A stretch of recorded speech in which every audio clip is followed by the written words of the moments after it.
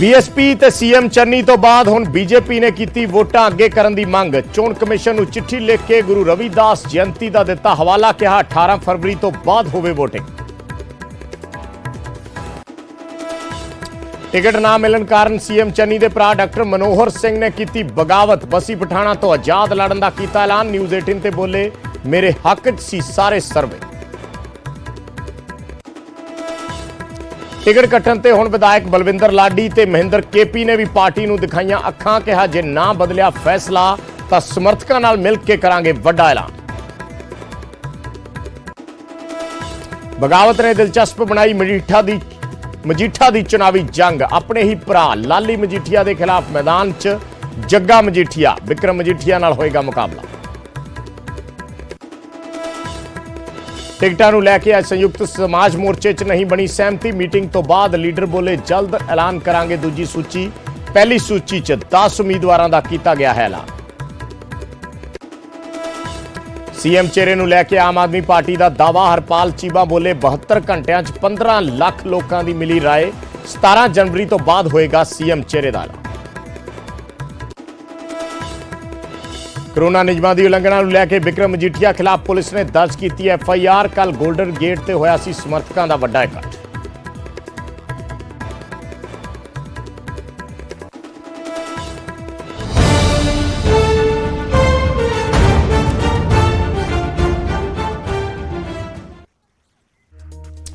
सत श्री अकाल। न्यूज़ 18 पंजाब हरियाणा हिमाचल देख रहे सारे दर्शकों का स्वागत है। मैं हाँ विजयपाल सिंह बराड़। शुरुआत करते हाँ चोणां दीयां खबरां तो।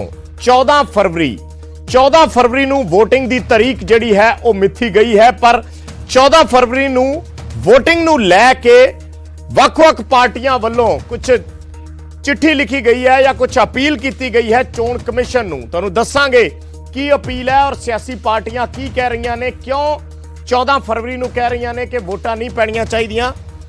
वड्डी खबर असी दिखा रहे हैं। 14 फरवरी नूं वोटिंग दे हक च नहीं है भारतीय जनता पार्टी। भारतीय जनता पार्टी एक मंग कर रही है कि वोटिंग दी जिहड़ी तारीख है उस दे विच बदलाव किया जाए, वोटिंग दी तारीख बदली जाए। और बीजेपी ने हवाला दिता है कि इस दिन गुरु रविदास जयंती है। गुरु रविदास जयंती दे चलदे बीजेपी ने कहा है कि 14 फरवरी नूं वोटां ना होण, क्योंकि गुरु रविदास जयंती दे चलदे वड्डी गिणती दे विच ਜਿਹੜੇ ਲੋਕ ਨੇ ਸ਼ਡਿਊਲ ਕਾਸਟ ਭਾਈਚਾਰੇ ਨਾਲ ਸੰਬੰਧਿਤ ਨੇ ਜਾਂ ਗੁਰੂ ਰਵਿਦਾਸ ਨੂੰ ਮੰਨਣ ਵਾਲੇ ਲੋਕ ਨੇ, ਉਹ ਬਨਾਰਸ ਗਏ ਹੁੰਦੇ ਨੇ। ਸੋ ਬਨਾਰਸ ਗਏ ਹੋਣ ਕਰਕੇ ਉਹ ਆਪਣੇ ਵੋਟ ਦੇ ਹੱਕ ਦਾ ਇਸਤੇਮਾਲ ਨਹੀਂ ਕਰ ਸਕਣਗੇ। ਇਸ ਕਰਕੇ ਬੀਜੇਪੀ ਨੇ ਚਿੱਠੀ ਲਿਖੀ ਹੈ ਚੋਣ ਕਮਿਸ਼ਨ ਨੂੰ ਕਿ 14 ਫਰਵਰੀ ਤੋਂ ਤਰੀਕ ਅੱਗੇ ਵਧਾਈ ਜਾਵੇ। ਇਸ ਤੋਂ ਪਹਿਲਾਂ ਬਹੁਜਨ ਸਮਾਜ ਪਾਰਟੀ ਵੱਲੋਂ ਵੀ ਇੱਕ ਚਿੱਠੀ ਲਿਖੀ ਗਈ ਸੀ। ਜਿਹੜੇ ਪੰਜਾਬ ਦੇ ਪ੍ਰਧਾਨ ਨੇ ਬਹੁਜਨ ਸਮਾਜ ਪਾਰਟੀ ਦੇ सुरजीत सिंह जसबीर सिंह गढ़ी, उन्होंने वालों भी चिट्ठी लिखी गई सी कि यह वोटां दी तरीक बदली जानी चाहिए है। अज बीजेपी ने भी चिट्ठी लिखी है और गुरु रविदास जयंती का हवाला दिता है। 14 फरवरी की तारीख निर्धारित है। 16 फरवरी को गुरु रविदास जयंती मनाई जानी है। सो बीजेपी के भाईवाल पंजाब लोक कांग्रेस ते ढींडसा ग्रुप उन्होंने वालों भी वोटिंग की तरीक अगे पाउण की मंग की गई है। इस तो पहला पंजाब के मुख्य मंत्री चरणजीत सिंह चन्नी भी चिट्ठी लिख चुके हैं चोण कमिशन नूं। चरणजीत चन्नी ने भी यह मंग की सी कि यह तरीक जिहड़ी है बदली जाए। बहुजन समाज पार्टी जिस तरह असीं दस रहे हैं उन्होंने भी मंग की सी कि यह तरीक बदली जाए। तो अज बीजेपी ने भी मंग की है कि वोटां की जिहड़ी तरीक है वह 18 फरवरी तो बाद रखी जाए।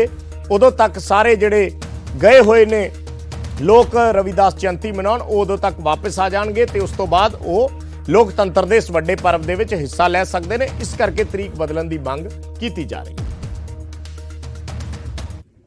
भारतीय जनता पार्टी पंजाब ने अज एक चिट्ठी चीफ इलैक्शन कमिश्नर साहब नूं लिखी है, जिहदे च उन्हां दा ध्यान दवाया है कि श्री गुरु रविदास जी महाराज का गुरपुरब 16 फरवरी नूं है। और पंजाब क्योंकि बहुत ज्यादा पंजाब के जिहड़े लोग ने वो श्री गुरु रविदास जी महाराज च श्रद्धा रखते हैं, उन्हां दा गुरपुरब मनाउंदे ने। और लखां दी तादाद जिहड़े श्रद्धालु ने वो बनारस भी जांदे ने गुरपुरब मनाउण लई। सो इन्हां हालातां च उन्हां लखां श्रद्धालुआं लई 14 फरवरी नूं वोटां पाना संभव नहीं होएगा। सो असीं इलैक्शन कमिश्नर साहब नूं बेनती कीती है कि जिहड़ा डेट है पोलिंग दी वोटिंग दी उस डेट नूं थोड़ा अगे वधाया जाए ਤਾਂ ਕਿ ਉਹ ਲੱਖਾਂ ਸ਼ਰਧਾਲੂ ਸ਼ਰਧਾ ਨਾਲ ਆਪਣਾ ਉਤਸਵ ਵੀ ਮਨਾ ਸਕਣ, ਗੁਰਪੁਰਬ ਵੀ ਮਨਾ ਸਕਣ ਔਰ ਫਿਰ ਆਪਣੇ ਲੋਕਤੰਤਰਿਕ ਅਧਿਕਾਰ ਦੀ ਵਰਤੋਂ ਕਰਕੇ ਵੋਟ ਵੀ ਪਾ ਸਕਣ। ਸੋ ਬੀਜੇਪੀ ਵੱਲੋਂ ਚਿੱਠੀ ਲਿਖੀ ਗਈ ਹੈ ਔਰ ਮੰਗ ਕੀਤੀ ਗਈ ਹੈ ਕਿ VOTING ਦੀ ਤਾਰੀਖ ਬਦਲੀ ਜਾਵੇ। ਸਾਡੇ ਨਾਲ ਕੁਲਦੀਪ ਸਿੰਘ ਵੈਦ ਜੁੜੇ ਨੇ, ਕਾਂਗਰਸ ਵਿਧਾਇਕ। ਵੈਦ ਸਾਹਿਬ, ਪਹਿਲਾਂ ਬਸਪਾ ਨੇ ਵੀ ਇਹ ਗੱਲ ਕਹੀ ਸੀ, ਫਿਰ ਚਰਨਜੀਤ ਚੰਨੀ ਹੋਰਾਂ ਨੇ ਵੀ ਚਿੱਠੀ ਲਿਖੀ ਕਿ ਤਾਰੀਖ ਜਿਹੜੀ ਹੈ ਬਦਲੀ ਜਾਣੀ ਚਾਹੀਦੀ ਹੈ। ਤੁਸੀਂ ਸਮਝਦੇ ਹੋ ਕਿ ਇਸ ਤਾਰੀਖ ਦੇ ਵਿੱਚ ਬਦਲਾਅ ਹੋਣਾ ਜ਼ਰੂਰੀ ਹੈ? ਦੇਖੋ, ਬਿਲਕੁਲ ਜ਼ਰੂਰੀ ਹੈ। ਸਾਡੇ ਮਾਨਯੋਗ ਮੁੱਖ ਮੰਤਰੀ ਸਰਦਾਰ ਚਰਨਜੀਤ ਸਿੰਘ ਚੰਨੀ ਜੀ ਨੇ ਜੋ ਕਿਹਾ ਹੈ, ਬਹੁਤ ਸੋਚ ਸਮਝ ਕੇ ਕਿਹਾ ਹੈ। ਜਿਹੜਾ ਸਾਡਾ ਭਗਤ ਸ਼੍ਰੀ ਗੁਰੂ ਰਵਿਦਾਸ ਜੀ ਦਾ ਜਿਹੜਾ ਸਾਡਾ ਉਤਸਵ ਹੁੰਦਾ, ਉਹ ਬਹੁਤ ਇੰਪੋਰਟੈਂਟ ਹੈ ਪੰਜਾਬ ਵਾਸਤੇ ਤੇ ਈਵਨ ਸਾਰੇ ਹਿੰਦੁਸਤਾਨ ਵਾਸਤੇ। ਸੋ ਇਹ ਜਿਹੜੀ ਮੰਗ ਕੀਤੀ ਗਈ ਹੈ ਡੇਟ ਚੇਂਜ ਕਰਨ ਦੀ, 1-2 ਦਿਨ ਦੀ, ਉਹਨੂੰ ਇਲੈਕਸ਼ਨ ਕਮਿਸ਼ਨ ਨੂੰ ਸਾਡੀ ਉਸ ਮੰਗ ਨੂੰ ਮੰਨਣਾ ਚਾਹੀਦਾ। ਕਿਹੜੀ ਤਰੀਕ ਤੁਸੀਂ ਚਾਹੁੰਦੇ ਹੋ ਵੀ ਕਿਹੜੀ ਤਰੀਕ ਹੋਣੀ ਚਾਹੀਦੀ ਹੈ? ਨਹੀਂ, ਉਹ ਤਾਂ ਨੈਚੁਰਲੀ ਜਿਹੜਾ ਸਮਾਗਮ ਹੈ ਸਾਡੇ ਗੁਰੂ ਸਾਹਿਬ ਦਾ, ਉਸ ਤੋਂ ਬਾਅਦ ਕੋਈ ਵੀ ਡੇਟ ਰੱਖ ਲੈਣ, 14 ਦੀ ਬਜਾਏ 16 ਕਰ ਲੈਣ, 18 ਕਰ ਲੈਣ। ਸਮਾਗਮ ਕਿਹੜੀ 16 ਤਰੀਕ ਦਾ ਸਮਾਗਮ? ਹੈਲੋ, ਸਮਾਗਮ ਵੈਦ ਸਾਹਿਬ 16 ਤਰੀਕ ਦਾ? ਇਹ ਸਾਡਾ ਚੱਲਦਾ ਜੀ, ਇਹ ਲਗਾਤਾਰ ਚੱਲਣਾ ਸਾਡਾ 1 ਹਫ਼ਤਾ ਪੂਰਾ, 12, 13, 14, 15। ਠੀਕ ਹੈ। ਸੋ ਤੁਸੀਂ ਚਾਹੁੰਦੇ ਹੋ ਵੀ ਇਹ ਜਦੋਂ ਵਾਪਸ ਆ ਜਾਣ ਸਾਰੇ ਲੋਕ ਫਿਰ? ਹਾਂ, ਨੈਚੁਰਲੀ ਜਾਣ ਆਉਣ ਨੂੰ ਵੀ ਟਾਈਮ ਲੱਗਦਾ ਹੈ। ਯਾਨੀ 18-19 ਦੇ ਆਸ-ਪਾਸ ਤਰੀਕ ਹੋਣੀ ਚਾਹੀਦੀ ਹੈ ਇਸ ਹਿਸਾਬ ਨਾਲ? ਹਾਂ, ਬਿਲਕੁਲ ਹੋਣੀ ਚਾਹੀਦੀ ਹੈ ਜੀ, ਬਿਲਕੁਲ ਹੋਣੀ ਚਾਹੀਦੀ ਹੈ। ਠੀਕ ਹੈ, ਧੰਨਵਾਦ ਵੈਦ ਸਾਹਿਬ ਸਾਡੇ ਨਾਲ ਜੁੜਨ ਲਈ। ਤਾਂ ਮੰਗ ਕੀਤੀ ਜਾ ਰਹੀ ਹੈ ਕਿ ਜਦੋਂ ਇਹ ਉਤਸਵ ਸਮਾਪਤ ਹੋ ਜਾਵੇ, ਕਿਉਂਕਿ ਵੱਡੀ ਤਾਦਾਦ ਦੇ ਵਿੱਚ ਵੱਡੀ ਗਿਣਤੀ 'ਚ ਭਾਈਚਾਰੇ ਦੇ ਲੋਕ ਜਿਹੜੇ ਨੇ ਉਹ ਗੁਰੂ ਰਵਿਦਾਸ ਦਾ ਸਮਾਗਮ ਮਨਾਉਣ ਜਾਂਦੇ ਨੇ, ਇਸ ਕਰਕੇ ਉਹਨਾਂ ਦੇ ਵਾਪਸ ਆਉਣ ਤੱਕ ਜਿਹੜਾ ਹੈ ਇਹ ਤਾਰੀਖ ਨੂੰ ਅੱਗੇ ਪਾ ਦਿੱਤਾ ਜਾਵੇ ਔਰ 14 ਦੀ ਬਜਾਏ 17, 18, 19 ਕੋਈ ਵੀ ਤਾਰੀਖ ਜਿਹੜੀ ਹੈ ਰੱਖੀ ਜਾਵੇ। ਇਹ ਮੰਗ ਕੀਤੀ ਜਾ ਰਹੀ ਹੈ।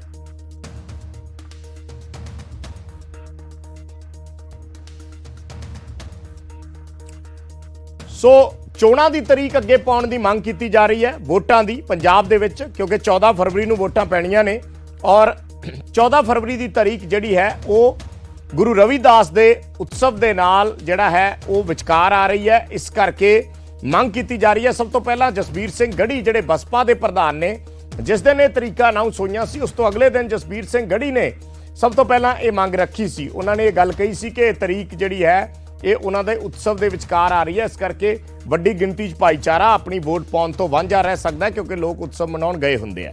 ਸੋ ਉਸ ਤੋਂ ਬਾਅਦ ਪੰਜਾਬ ਦੇ ਮੁੱਖ ਮੰਤਰੀ ਚਰਨਜੀਤ ਸਿੰਘ ਚੰਨੀ ਵੱਲੋਂ ਚਿੱਠੀ ਲਿਖੀ ਗਈ ਔਰ ਅੱਜ ਭਾਰਤੀ ਜਨਤਾ ਪਾਰਟੀ ਨੇ ਵੀ ਜਿਹੜੀ ਹੈ ਉਹ ਚਿੱਠੀ ਲਿਖੀ ਹੈ। ਸੋਮ ਪ੍ਰਕਾਸ਼ ਜਿਹੜੇ ਕੇਂਦਰੀ ਮੰਤਰੀ ਨੇ, ਉਹਨਾਂ ਵੱਲੋਂ ਵੀ ਚਿੱਠੀ ਲਿਖੀ ਗਈ ਹੈ। ਉਹ ਵੀ ਐਸਸੀ ਭਾਈਚਾਰੇ ਤੋਂ ਆਉਂਦੇ ਨੇ ਔਰ ਉਹਨਾਂ ਨੇ ਵੀ ਚਿੱਠੀ ਲਿਖ ਕੇ ਮੰਗ ਕੀਤੀ ਹੈ ਚੋਣ ਕਮਿਸ਼ਨ ਨੂੰ ਕਿ ਇਸ ਤਾਰੀਖ ਦੇ ਵਿੱਚ ਬਦਲਾਅ ਕੀਤਾ ਜਾਵੇ। ਸੋ ਅਗਲੇ ਦਿਨਾਂ ਦੇ ਵਿੱਚ ਚੋਣ ਕਮਿਸ਼ਨ ਇਸ ਨੂੰ ਕਿਸ ਤਰੀਕੇ ਨਾਲ ਵਿਚਾਰਦਾ ਹੈ, ਕਿਉਂਕਿ ਪੂਰੀ ਪ੍ਰੋਸੈਸ ਜਿਹੜੀ ਹੈ, ਪੂਰੀ ਚੋਣ ਪ੍ਰਕਿਰਿਆ ਜਿਹੜੀ ਹੈ ਉਸ ਨੂੰ ਅੱਗੇ ਸ਼ਿਫਟ ਕਰਨਾ ਪਏਗਾ। ਜੇ 21 ਤਰੀਕ ਤੋਂ ਨਾਮਜ਼ਦਗੀਆਂ ਨੇ ਔਰ ਜੇ ਵੋਟਾਂ ਦੀ ਤਾਰੀਖ ਜਿਹੜੀ ਹੈ ਉਹ 1 ਹਫ਼ਤਾ ਅੱਗੇ ਚਲੀ ਜਾਂਦੀ ਹੈ ਤਾਂ ਫਿਰ ਨਾਮਜ਼ਦਗੀਆਂ ਵੀ 1 ਹਫ਼ਤਾ ਅੱਗੇ ਚਲੀਆਂ ਜਾਣਗੀਆਂ ਔਰ ਸਾਰੀ ਜਿਹੜੀ ਪ੍ਰੋਸੈਸ ਹੈ ਐਜ਼ ਇਟ ਇਜ਼ ਉਸ ਨੂੰ 1 ਹਫ਼ਤਾ ਅੱਗੇ ਪਾਇਆ ਜਾਏਗਾ। ਜੇ ਚੋਣ ਕਮਿਸ਼ਨ ਇਸ ਮੰਗ ਨੂੰ ਮੰਨ ਲੈਂਦਾ, ਇਸ ਤੇ ਅਮਲ ਕਰਦਾ ਤਾਂ। ਸੋ ਇਹ ਚੋਣ ਕਮਿਸ਼ਨ ਦੇ ਹੁਣ ਪਾਲੇ ਦੇ ਵਿੱਚ ਹੈ ਕਿ ਕੀ ਉਹ ਤਰੀਕ ਬਦਲਦੇ ਨੇ ਜਾਂ ਫਿਰ ਵੋਟਾਂ 14 ਫਰਵਰੀ ਨੂੰ ਹੀ ਪੈਣਗੀਆਂ।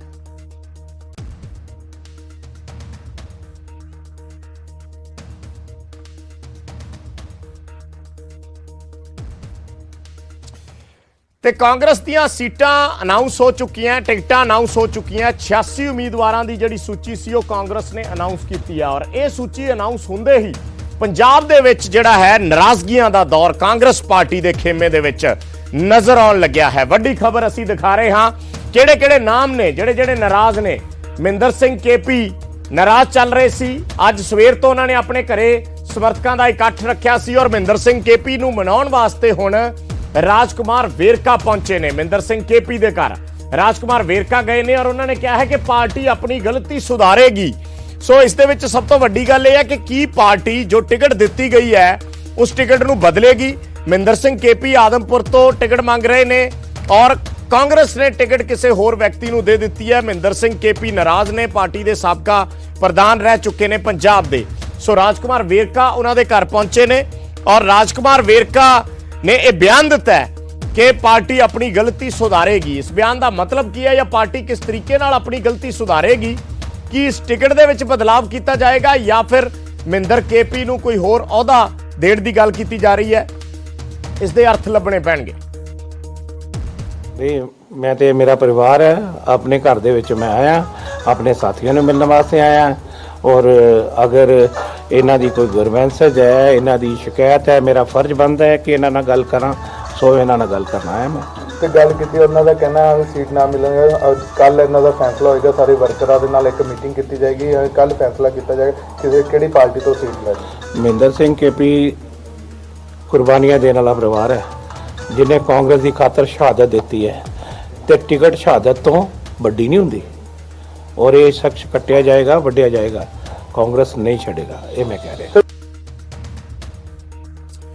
ਤਾਂ ਸੁਰਿੰਦਰ ਕੰਬੋਜ ਸਾਡੇ ਸਹਿਯੋਗੀ ਜੁੜੇ ਨੇ ਜਲੰਧਰ ਤੋਂ। ਹੋਰ ਗੱਲਬਾਤ ਦੇ ਲਈ ਸੁਰਿੰਦਰ ਨੂੰ ਜਾਣਦੇ ਆ, ਪੁੱਛਦੇ ਆ ਕਿ ਕੀ ਭਰੋਸਾ ਦਿੱਤਾ ਗਿਆ ਹੈ ਮਹਿੰਦਰ ਸਿੰਘ ਕੇਪੀ ਨੂੰ। ਸੁਰਿੰਦਰ, ਰਾਜਕੁਮਾਰ ਵੇਰਕਾ ਕਹਿ ਰਹੇ ਨੇ ਕਿ ਪਾਰਟੀ ਆਪਣੀ ਗਲਤੀ ਸੁਧਾਰੇਗੀ। ਗਲਤੀ ਸੁਧਾਰਨ ਦਾ ਮਤਲਬ ਕੀ ਹੈ? ਕਿ ਟਿਕਟ ਦੇ ਵਿੱਚ ਬਦਲਾਵ ਦੀ ਗੱਲ ਕਹਿ ਰਹੇ ਨੇ ਜਾਂ ਫਿਰ ਕਿਤੇ ਹੋਰ ਮਹਿੰਦਰ ਕੇਪੀ ਦੀ ਐਡਜਸਟਮੈਂਟ ਜਾਂ ਉਹਨਾਂ ਨੂੰ ਕੋਈ ਹੋਰ ਅਹੁਦਾ ਦੇਣ ਦੀ ਗੱਲ ਕੀਤੀ ਜਾ ਰਹੀ ਹੈ ਜਾਂ ਵਿਚਾਰੀ ਜਾ ਰਹੀ ਹੈ? ਬਿਲਕੁਲ ਵਿਜੇ, ਜਿੱਦਾਂ ਕਿ ਅੱਜ ਮਹਿੰਦਰ ਕੇਪੀ ਜਦੋਂ ਆਦਮਪੁਰ ਤੋਂ ਉਹਨਾਂ ਨੂੰ ਟਿਕਟ ਨਹੀਂ ਮਿਲੀ, ਕੱਲ 86 ਟਿਕਟਾਂ ਦਾ ਐਲਾਨ ਜਿਹੜਾ ਕਾਂਗਰਸ ਹਾਈਕਮਾਨ ਵੱਲੋਂ ਕੀਤਾ ਗਿਆ, ਉਸ ਨੂੰ ਦੇਖਦੇ ਹੋਏ ਅੱਜ ਮਹਿੰਦਰ ਸਿੰਘ ਕੇਪੀ ਕਾਫੀ ਨਾਰਾਜ਼ ਹੈ, ਕਿਉਂਕਿ ਉੱਥੇ ਆਦਮਪੁਰ ਦੀ ਟਿਕਟ ਜਿਹੜੀ ਹੈਗੀ ਹੈ ਸੁਖਵਿੰਦਰ ਸਿੰਘ ਕੋਟਲੀ ਨੂੰ ਦੇ ਦਿੱਤੀ ਹੈਗੀ ਹੈ। ਔਰ ਸੁਖਵਿੰਦਰ ਸਿੰਘ ਕੋਟਲੀ ਨਾਲ ਵੀ ਜਦੋਂ ਨਿਊਜ਼ 18 ਤੇ ਖਬਰ ਨਸ਼ਰ ਕੀਤੀ, ਉਹਨਾਂ ਦੇ ਬਿਆਨ ਵੀ ਲਏ ਸੀਗੇ। ਉਹਨਾਂ ਦਾ ਕਹਿਣਾ ਸੀਗਾ ਵੀ ਮੈਂ ਮਹਿੰਦਰ ਸਿੰਘ ਕੇਪੀ ਨੂੰ ਮਨਾਉਣ ਵਾਸਤੇ ਜਾਵਾਂਗਾ। ਖਬਰ ਤੋਂ ਬਾਅਦ ਹੁਣ ਰਾਜਕੁਮਾਰ ਵੇਰਕਾ ਮਹਿੰਦਰ ਸਿੰਘ ਕੇਪੀ ਦੇ ਘਰ ਪਹੁੰਚੇ ਨੇ। ਪਰ ਵਿਜੇ, ਇੱਥੇ ਇੱਕ ਗੱਲ ਜ਼ਰੂਰ ਬਣ ਰਹੀ ਹੈ ਵੀ ਇਹ ਟਿਕਟ ਜਿਹੜੀ ਪਾਰਟੀ ਦੀ ਗੱਲ ਕੀਤੀ ਗਈ, ਪਾਰਟੀ ਆਪਣੀ ਗਲਤੀ ਸੁਧਾਰੇਗੀ, ਕਿਉਂਕਿ 8 ਟਿਕਟਾਂ ਆਲਰੇਡੀ ਪਾਰਟੀ ਅਨਾਉਂਸ ਕਰ ਚੁੱਕੀ ਹੈ। ਇੱਕ ਟਿਕਟ ਜਿਹੜੀ ਹੈਗੀ ਖਾਲੀ ਬਾਕੀ ਹੈਗੀ, ਹਲਕਾ ਇੱਕੋ ਹੀ ਬਾਕੀ ਹੈਗਾ ਨਕੋਦਰ ਦਾ। ਹੁਣ ਜਾਂ ਤਾਂ ਮਹਿੰਦਰ ਸਿੰਘ ਕੇਪੀ ਨੂੰ ਨਕੋਦਰ ਤੋਂ ਟਿਕਟ ਦਿੱਤੀ ਜਾਵੇਗੀ ਔਰ ਜਾਂ ਇਹਨਾਂ ਨੂੰ ਕੋਈ ਹੋਰ ਅਹੁਦਾ ਜਿਹੜਾ ਹੈਗਾ ਉਹ ਨਵਾਜਿਆ ਜਾਏਗਾ, ਤਾਂ ਕਿ ਮਹਿੰਦਰ ਸਿੰਘ ਕੇਪੀ ਦੀ ਜਿਹੜੀ ਨਾਰਾਜ਼ਗੀ ਉਹ ਦੂਰ ਕੀਤੀ ਜਾਵੇ।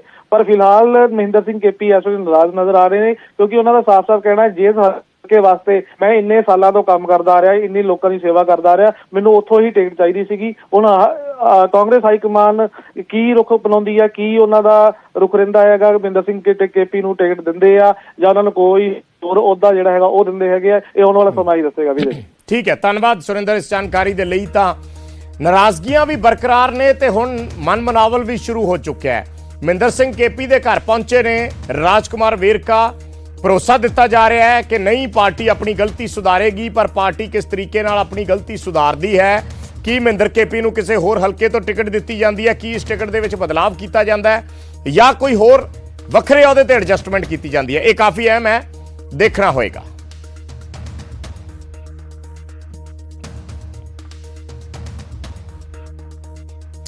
ਤਾਂ ਨਾਰਾਜ਼ਗੀਆਂ ਦਾ ਦੌਰ ਜਿਹੜਾ ਹੈ ਉਹ ਲਗਾਤਾਰ ਜਾਰੀ ਹੈ। ਨਾਰਾਜ਼ਗੀਆਂ ਪਾਰਟੀ ਦੇ ਵਿੱਚ ਆਮ ਤੌਰ ਤੇ ਕਾਂਗਰਸ ਦੇ ਵਿੱਚ ਇਹ ਦੇਖਿਆ ਜਾਂਦਾ ਹੈ ਕਿ ਜਿਵੇਂ ਜਿਵੇਂ ਟਿਕਟਾਂ ਦੀ ਵੰਡ ਹੁੰਦੀ ਆ ਉਵੇਂ ਉਵੇਂ ਨਾਰਾਜ਼ਗੀਆਂ ਜਿਹੜੀਆਂ ਨੇ ਉਹ ਵੱਡੇ ਪੱਧਰ ਤੇ ਸ਼ੁਰੂ ਹੋ ਜਾਂਦੀਆਂ ਨੇ। ਔਰ ਨਾਰਾਜ਼ਗੀ ਸਿਰਫ ਮਹਿੰਦਰ ਸਿੰਘ ਕੇਪੀ ਤੱਕ ਹੀ ਸੀਮਤ ਨਹੀਂ ਨੇ, ਕੁਝ ਹੋਰ ਨਾਮ ਵੀ ਨੇ ਜਿਹੜੇ ਇਸ ਵੇਲੇ ਪਾਰਟੀ ਤੋਂ ਨਾਰਾਜ਼ ਚੱਲ ਰਹੇ ਨੇ ਔਰ ਕਈ ਲੀਡਰਾਂ ਨੇ ਤਾਂ ਆਪਣੇ ਵੱਖਰੇ ਰਸਤੇ ਵੀ ਤਲਾਸ਼ਣੇ ਸ਼ੁਰੂ ਕਰ ਦਿੱਤੇ ਨੇ। ਇੱਕ ਵਿਧਾਇਕ ਬਲਵਿੰਦਰ ਸਿੰਘ ਲਾਡੀ ਜਿਹੜੇ ਪਿਛਲੇ ਦਿਨੀ ਬੀਜੇਪੀ ਦੇ ਵਿੱਚ ਸ਼ਾਮਲ ਹੋਏ ਸੀ, ਪਰ ਉਸ ਤੋਂ ਬਾਅਦ 2-3 ਦਿਨ ਬਾਅਦ ਹੀ ਵਾਪਸ ਆਪਣੀ ਕਾਂਗਰਸ ਪਾਰਟੀ 'ਚ ਆ ਗਏ ਸੀ ਔਰ ਉਹਨਾਂ ਦਾ ਇਹ ਕਹਿਣਾ ਹੈ ਕਿ ਮੈਨੂੰ ਭਰੋਸਾ ਮਿਲਿਆ ਸੀ ਕਿ ਟਿਕਟ ਤੁਹਾਨੂੰ ਮਿਲੂਗੀ, ਇਸ ਕਰਕੇ ਮੈਂ ਪਾਰਟੀ 'ਚ ਵਾਪਸ ਆਇਆ। ਪਰ ਹਰਗੋਬਿੰਦਪੁਰ ਹਲਕਾ, ਸ਼੍ਰੀ ਹਰਗੋਬਿੰਦਪੁਰ ਹਲਕਾ ਜਿੱਥੋਂ ਵਿਧਾਇਕ ਬਣ ਕੇ ਆਉਂਦੇ ਨੇ ਬਲਵਿੰਦਰ ਲਾਡੀ, ਮੌਜੂਦਾ ਵਿਧਾਇਕ ਨੇ, ਇਸ ਵਾਰ ਉਹਨਾਂ ਦੀ ਟਿਕਟ ਕੱਟ ਕੇ ਕਿਸੇ ਹੋਰ ਨੂੰ ਦੇ ਦਿੱਤੀ ਗਈ ਹੈ ਔਰ ਉਸ ਤੋਂ ਬਲਵਿੰਦਰ ਲਾਡੀ ਹੁਣ ਫਿਰ ਖਫਾ ਨੇ, ਫਿਰ ਨਾਰਾਜ਼ ਨੇ ਔਰ ਉਹਨਾਂ ਨੇ ਵੀ ਕਿਹਾ ਕਿ ਜੇ ਹਾਈ ਕਮਾਨ ਨੇ ਫੈਸਲਾ ਨਾ ਬਦਲਿਆ ਤਾਂ ਮੈਂ ਸਖਤ ਫੈਸਲਾ ਲੈਣ ਲਈ ਮਜਬੂਰ ਹੋਊਂਗਾ। ਉਧਰ ਮਹਿੰਦਰ ਕੇਪੀ ਨਾਰਾਜ਼ ਨੇ, ਦੂਸਰੇ ਪਾਸੇ ਬਲਵਿੰਦਰ ਸਿੰਘ ਲਾਡੀ ਨਾਰਾਜ਼ ਨੇ। ਮੈਂ ਇਹ ਗੱਲ ਪਹਿਲਾਂ ਵੀ ਆਪਣੇ ਤੁਹਾਡੇ ਮੀਡੀਆ ਰਾਹੀਂ ਕਹਿ ਚੁੱਕਾ ਕਿ ਮੈਂ ਇੱਕ ਛੋਟੀ ਗਲਤੀ ਕੀਤੀ ਜਿਹੜੀ ਭਾਜਪਾ 'ਚ ਗਿਆ। ਜਦੋਂ ਮੈਂ ਤੀਜੇ ਦਿਨ ਮੈਨੂੰ ਵਾਪਸ ਆਇਆ ਔਰ ਮੈਨੂੰ ਸਾਰੇ ਜਿਹੜੇ ਸੀਨੀਅਰ ਸਾਡੇ ਹਰੀਸ਼ ਚੌਧਰੀ ਇੰਚਾਰਜ ਨੇ ਔਰ ਸਾਡੇ ਮੁੱਖ ਮੰਤਰੀ ਚਰਨਜੀਤ ਸਿੰਘ ਚੰਨੀ ਸਾਹਿਬ ਔਰ ਸਾਰੇ ਸੰਦੀਪ ਸੰਧੂ ਜੀ, ਸਾਰਿਆਂ ਨੇ ਮੈਨੂੰ ਕਿਹਾ ਕਿ ਤੁਸੀਂ ਆਪਣੀ ਪਾਰਟੀ ਦੇ ਵਿੱਚ ਆਓ, ਆਪਣਾ ਕੰਮ ਕਰੋ, ਤੁਹਾਨੂੰ ਟਿਕਟ ਜਿਹੜੀ ਆ ਤੁਸੀਂ ਲੜੋਗੇ। ਔਰ ਮੈਂ ਉਹਨਾਂ ਦੀ ਗੱਲ ਨੂੰ ਮੰਨ ਕੇ ਆਪਣੇ ਫਿਰ ਜਿਹੜੇ ਹਲਕੇ ਦੇ ਸਾਰੇ ਸਾਥੀ ਸੀ ਉਹਨਾਂ ਨੂੰ ਪੁੱਛਿਆ, ਉਹਨਾਂ ਨੇ ਕਿਹਾ ਤੁਸੀਂ ਆਓ, ਤੁਸੀਂ ਜਿੱਤਦੇ ਹੋ। ਸੋ ਮੈਨੂੰ ਇਸ ਗੱਲ ਦਾ ਅੱਜ ਦੁੱਖ ਵੀ ਹੈ ਕਿ ਜਿਹੜੀ ਮੇਰੇ ਨਾਲ ਉਹਨਾਂ ਨੇ ਵਾਅਦਾ ਕੀਤਾ ਉਹਨੂੰ ਨਿਭਾਇਆ ਨਹੀਂ। ਹਾਈ ਕਮਾਂਡ ਨੂੰ ਦੁਬਾਰਾ ਅਸੀਂ ਅਪੀਲ ਕਰਦੇ ਹਾਂ ਕਿ ਜਿਹੜੀ ਟਿਕਟ ਤੁਸੀਂ ਅੱਜ ਸਾਡੇ ਹਲਕੇ 'ਚ ਦਿੱਤੀ ਹੈ ਔਰ ਅੱਜ ਸਾਰੇ ਸਾਥੀ ਇਸ ਗੱਲ ਨੂੰ ਇਹ ਮਹਿਸੂਸ ਕਰ ਰਹੇ ਨੇ ਕਿ ਇਹਦੇ ਤੇ ਵਿਚਾਰ ਕੀਤਾ ਜਾਏ। ਛੋਟਾ ਜਿਹਾ ਕਮਰਸ਼ੀਅਲ ਬ੍ਰੇਕ, ਜਲਦ ਵਾਪਸ ਆ ਕੇ ਕੁਝ ਹੋਰ ਖਬਰਾਂ ਤੇ ਨਜ਼ਰ ਪਾਉਣੀ ਹੈ।